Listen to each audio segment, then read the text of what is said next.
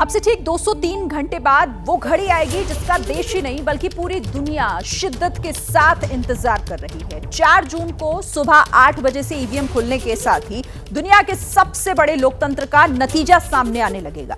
लेकिन अभी आखिरी चरण का सियासी रण तो बाकी है। 57 सीटों के लिए 1 जून को वोटिंग होनी है, जिन्हें अपने पाले में करने के लिए सभी पार्टी पूरी तरीके से जोर आजमाइश में लगी हुई है। प्रधानमंत्री नरेंद्र मोदी ने आज 4 जगहों पर रैलियां की। मिर्जापुर में बोले कि 4 जून को एनडीए का मंगल होने वाला है।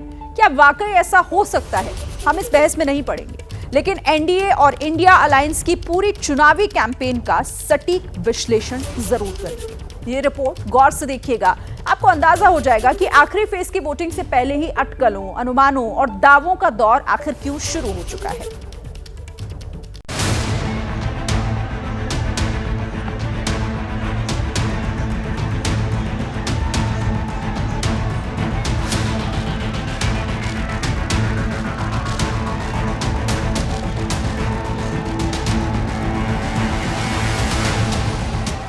वार हुए, पलटवार हुए,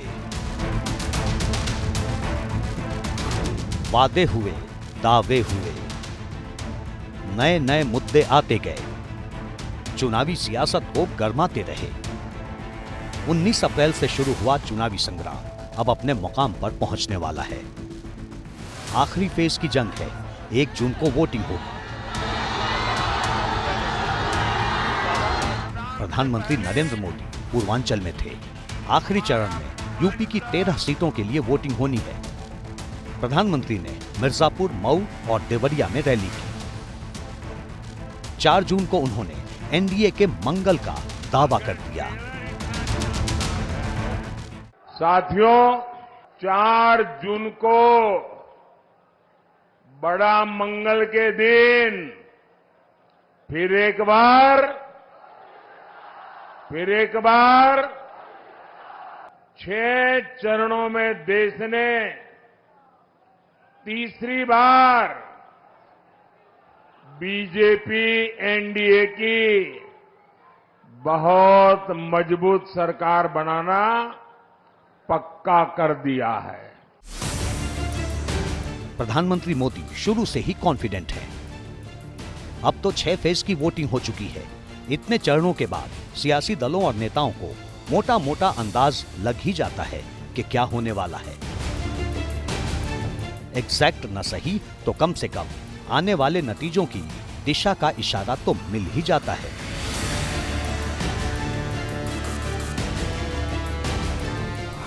सवाल यह है कि क्या बीजेपी को सत्ता की हैट्रिक का संकेत मिल चुका है?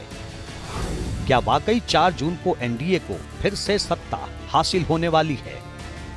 बीजेपी की अगुवाई वाले एनडीए को पूरी उम्मीद है कि लगातार तीसरी बार दिल्ली की गद्दी हासिल हो जाएगी।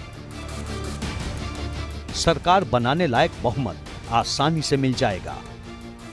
दूसरी ओर कांग्रेस नेतृत्व वाले इंडिया खेमे को लगता है कि जिस तरह चुनाव में स्थानीय और सामाजिक समीकरण हावी हो रहे हैं, उससे एनडीए बहुमत के आंकड़े से दूर रह गया तो बाजी पलट भी सकती है।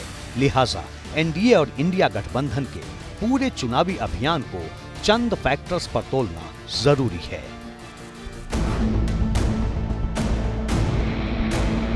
साथियों, यहां इतनी बड़ी संख्या में मेरी माताएं बहनें आई हुई है।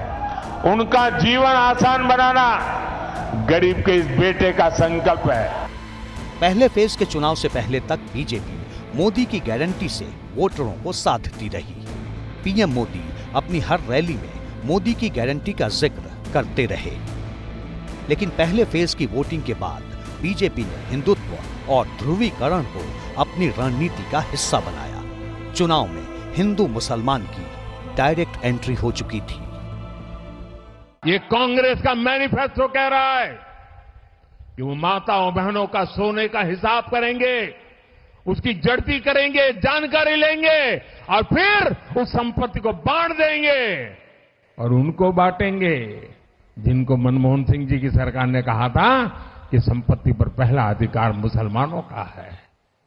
भाइयों बहनों, ये अर्बन नक्सल की सोच, मेरी माताओं बहनों, ये आपका मंगलसूत्र भी बचने नहीं देंगे। पहले चरण में दक्षिण भारत की ज्यादातर सीटों पर वोटिंग हो चुकी थी। अब बीजेपी जानती थी कि हिंदी हार्टलैंड के मतदाताओं से सिर्फ विकास के नाम पर वोट हासिल करना थोड़ा मुश्किल है। लिहाजा वक्त की नजाकत को समझते हुए कांग्रेस के ही मैनिफेस्टो को डिकोड करने का काम शुरू हुआ। कांग्रेस के घोषणा पत्र में वही सोच झलकती है जो सोच आजादी के आंदोलन के समय मुस्लिम लीग में थी। कांग्रेस के घोषणा पत्र में पूरी तरह मुस्लिम लीग की छाप है। बीजेपी को हमेशा से ही अपने कोर वोट बैंक पर जबरदस्त भरोसा रहा है। दूसरी तरफ इंडिया गठबंधन ने मुसलमान वोटरों को अपने पाले में करने के लिए कोई कसर नहीं छोड़ी। दूसरे चरण तक हिंदू मुसलमान में ही चुनावी सियासत उलझी रही, तो तीसरे दौर की वोटिंग से पहले आरक्षण का चिन्ह फिर से बाहर निकल आया। राहुल गांधी अपनी करीब हर रैली में कहते रहे कि बीजेपी संविधान खत्म कर देगी। प्रधानमंत्री ने, अमित शाह ने और उनके अलग अलग एमपीज ने मन बना लिया है कि अगर वो चुनाव जीतेंगे तो वो इस किताब को फाड़ के फेंक देंगे। लड़ाई ये है भाइयों और बहनों। राहुल गांधी अपनी हर रैली में संविधान की कॉपी लेकर बीजेपी पर संविधान बदलने और आरक्षण खत्म करने का आरोप लगाते रहे, क्योंकि तीसरे फेज में यादव बहुल इलाकों में वोटिंग होनी थी। यादव ओबीसी में आते हैं, इसलिए आरक्षण का जिक्र चला तो प्रधानमंत्री नरेंद्र मोदी ने मुस्लिम आरक्षण को लेकर काउंटर अटैक कर दिया।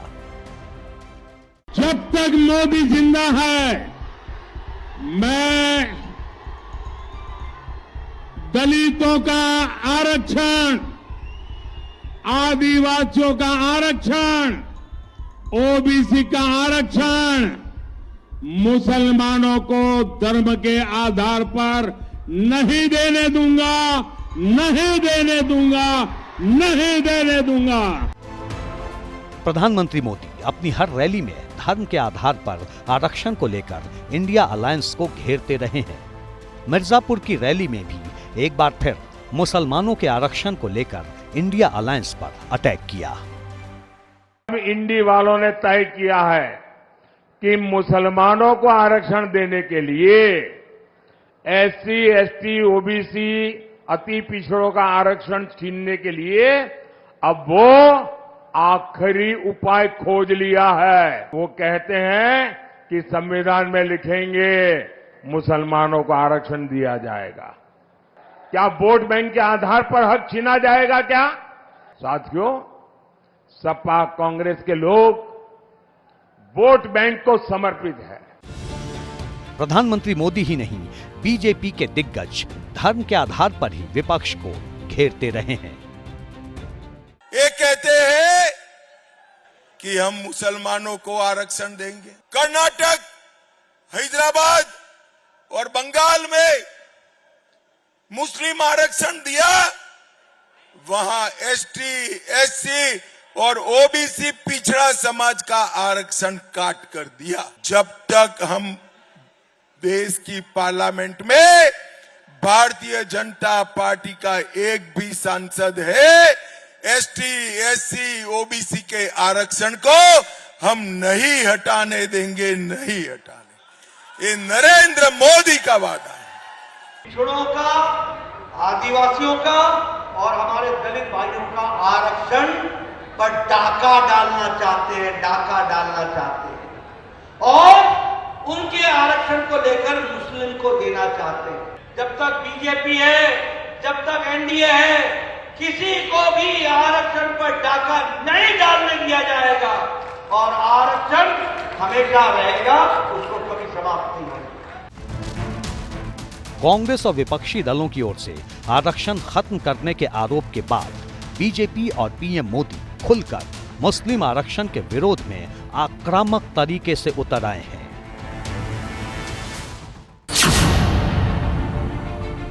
बीजेपी शुरुआत से ही आक्रामक तौर से प्रचार करती रही, लेकिन पहले चरण की वोटिंग के बाद बहुत कुछ मुकाबले में आ गया। इंडिया अलायंस ने भी तीखे पलटवार शुरू कर दिए थे। कहा जाने लगा कि अब टक्कर तो है, लोगों की दिलचस्पी बढ़ गई। चुनाव प्रचार भी दिन ब दिन इंटरेस्टिंग होता चला गया। महीने के 8,500 रुपए हर महीना 1 तारीख को खटाखट।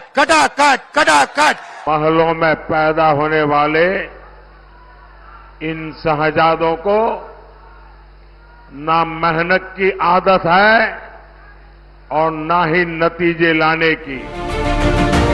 पहले फेज की वोटिंग के बाद बीजेपी ने बेहद आक्रामक तौर पर कैंपेन की, जिसका असर ये हुआ कि अगले चरण से वोटिंग प्रतिशत बढ़ने लगा। दूसरी तरफ इंडिया गठबंधन के दिग्गज बीजेपी की आक्रामकता की काट तलाशते रहे। एनडीए और इंडिया गठबंधन दोनों में ही कई क्षेत्रीय पार्टियां शामिल हैं, लेकिन सीट बंटवारे से लेकर प्रचार तक दोनों गठबंधनों में बड़ा फर्क सामने आया। एनडीए में जहां सहयोगियों के बीच तालमेल रहा, तो इंडिया अलायंस में मतभेदों की वजह से सीट बंटवारे में भी देरी होती गई। इतना ही नहीं, इंडिया गठबंधन के कई साथी कुछ राज्यों में साथ तो कुछ में एक दूसरे के खिलाफ मुकाबले में हैं। इसे लेकर भी बीजेपी लगातार हमलावर रही। कहने को तो गठबंधन है, लेकिन अब हालत देखिए, कई राज्य हैं जहां एक गठबंधन वाले ही आपस में लड़ रहे हैं। इस लोकसभा के चुनाव में देश में 25% सीटें ऐसी हैं, आंकड़ा बहुत बड़ा है ये, 25% सीटें ऐसी है जहां एक गठबंधन के लोग एक दूसरे को मारने काटने में लगे हैं, एक दूसरे के खिलाफ चुनाव लड़ रहे हैं। आम आदमी पार्टी और कांग्रेस इंडिया अलायंस का हिस्सा है। खास बात यह है कि दिल्ली में दोनों भले ही साथ हों, लेकिन पंजाब में एक दूसरे के खिलाफ चुनाव लड़ रहे हैं, जिसे लेकर कांग्रेस की अपनी दलील है। अलग अलग स्टेट में अलग अलग अलायंस है। हम सिर्फ दिल्ली में 3 सीटों पे अलायंस है, चंडीगढ़ में अलायंस है, बाकी कहां पर हमने उनको सीट एडजस्ट करके दिया है, गुजरात और इसमें हरियाणा में, वो हम वहां पर काम करेंगे। जहां पर हम पंजाब में लड़ रहे हैं, एक दूसरे से लड़ते रहेंगे। ये डेमोक्रेसी है, ये तो ऑटोक्रेसी नहीं है। जहां हम जम सकते हैं बराबर, वहां एक दूसरे की मदद करके बीजेपी को हराने के लिए जो करना है हम करेंगे। कांग्रेस ने भले ही अपनी बात क्लियर कर दी थी, लेकिन कार्यकर्ताओं में कहीं न कहीं इस बात को लेकर नाराजगी नजर आई। इतना ही नहीं, पूरे प्रचार के दौरान ऐसी कई बातें रहीं जहां एनडीए इंडिया गठबंधन से आगे नजर आया। मसलन एनडीए में अमित शाह की रणनीति पर कैंपेन होती रही, जबकि इंडिया गठबंधन के सहयोगी अपने अपने हिसाब से स्ट्रेटजी बनाते रहे।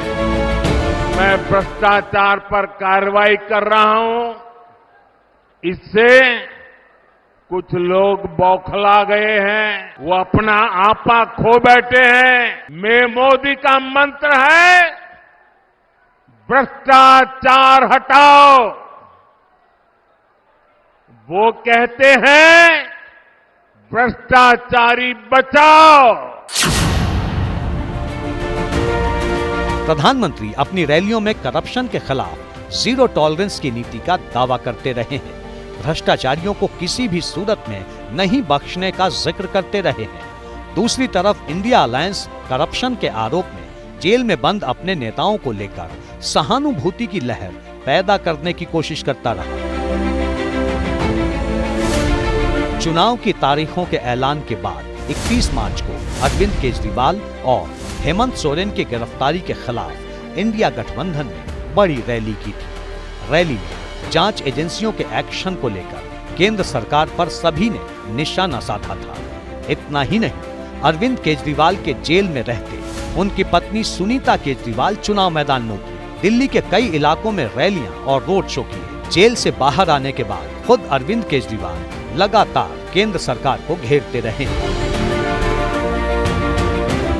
इंडिया गठबंधन अपने नेताओं के जेल जाने के मामले में सहानुभूति की लहर से वोटरों को साधने की कोशिश करता रहा, लेकिन एनडीए के तरकश में कई तीर थे। मसलन प्रधानमंत्री मोदी समेत बीजेपी नेता परिवारवाद पर कड़े तेवर अपनाते रहे।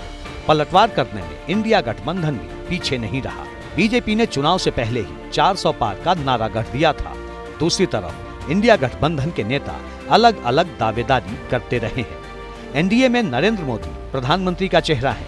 इंडिया गठबंधन में पीएम फेस पर अब तक कोई सहमति नहीं। इसी को लेकर बीजेपी लगातार इंडिया अलायंस को घेरती रही।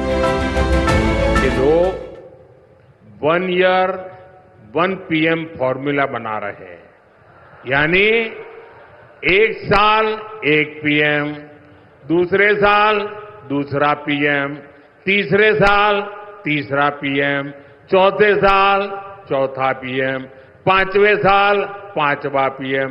बताओ भाई क्या होगा देश का? देश बचेगा क्या? आपका सपना बचेगा क्या? आपके बच्चों का भविष्य बचेगा क्या? पूरे चुनाव के दौरान बीजेपी ने उन सीटों पर ज्यादा फोकस किया जहां पिछले चुनाव में कड़े मुकाबले के बाद शिकस्त मिली थी। 2019 में बीजेपी जिन सीटों पर हारी थी उनमें बिजनौर, अमरोहा, मुरादाबाद, संभल, रायबरेली, घोसी, लालगंज, जौनपुर, अंबेडकर नगर, गाजीपुर, श्रावस्ती, मैनपुरी, सहारनपुर, आजमगढ़, रामपुर और नगीना, इन 16 सीटों पर हार मिली थी। इनमें से गाजीपुर, मऊ की घोसी, आजमगढ़, लालगंज और जौनपुर लोकसभा सीटें पूर्वांचल में हैं, जहां आखिरी फेज में वोटिंग होनी है। लिहाजा बीजेपी का पूरा फोकस इन सीटों पर रहा है। दूसरी ओर इंडिया गठबंधन ने सुरक्षित सीटों पर उम्मीदवार उतारना मुनासिब समझा। यही वजह है कि राहुल गांधी अमेठी के बजाय रायबरेली से मैदान में उतरे। खैर, देखा जाए तो ये चुनाव कई मायनों में पिछले लोकसभा चुनाव से एकदम अलग रहा। नए सियासी समीकरण बने तो कई पुराने गठबंधन भी टूटे। फिलहाल एक दौर की वोटिंग बाकी है। बता देते हैं कि ये सिर्फ आकलन है। असल नतीजे क्या होते हैं, बीजेपी सत्ता की हैट्रिक लगाती है या फिर इंडिया गठबंधन का जोर होगा, ये 4 जून को ईवीएम खुलने पर ही पता चलेगा।